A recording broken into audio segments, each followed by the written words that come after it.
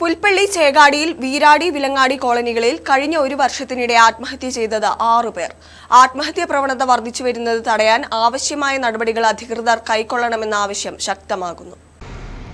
ഏറ്റവും ഒടുവിൽ വീരാടി കോളനിയിലെ ബാലനാണ് ആത്മഹത്യ ചെയ്തത്.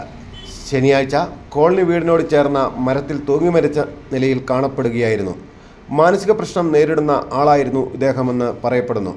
കഴിഞ്ഞ ആഴ്ച വീരാടി കോളനിയോട് ചേർന്നുള്ള വിലങ്ങാടി കോളനിയിലെ ഗോപിയും ആത്മഹത്യ ചെയ്തിരുന്നു. സമീപകാലത്ത് വീരാടി കോളനിയിലെ വിനോദ്, ബാലൻ, വിലങ്ങാടി കോളനിയിലെ ബാബു തുടങ്ങിയവരും ജീവനൊടുക്കി. പണിയ ഊരാളി വിഭാഗക്കാർ താമസിക്കുന്ന ഈ കോളനി ചേകാടിയിലെ കബനി തീരത്തോട് ചേർന്നാണ്. കർണാടകയോട് ചേർന്ന് കിടക്കുന്ന സ്ഥലമാണ് ഇവിടം. വിലക്കുറഞ്ഞ കർണാടക മദ്യം ഉപയോഗിക്കുന്നവരാണ് പലരും.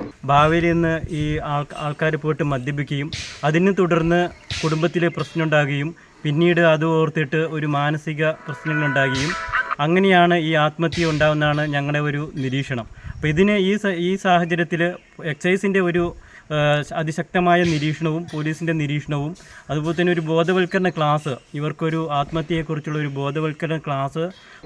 മദ്യപാനത്തെ തുടർന്നുള്ള സംഘർഷങ്ങൾ ഇവിടെ പല ദിവസങ്ങളിലും ഉണ്ടാകാറുണ്ട്.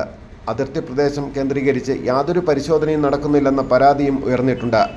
ആത്മഹത്യാ പ്രവണത വർദ്ധിക്കുന്ന സാഹചര്യത്തിൽ കൗൺസിലിംഗ് അടക്കമുള്ള കാര്യങ്ങൾ ഇവർക്കായി നൽകണമെന്ന് ഇവിടുത്തെ മെമ്പർ രാജു തോണിക്കടവ് ആവശ്യപ്പെട്ടു. സി ഡി ബാബു, മലനാട് ന്യൂസ്, പുൽപ്പള്ളി.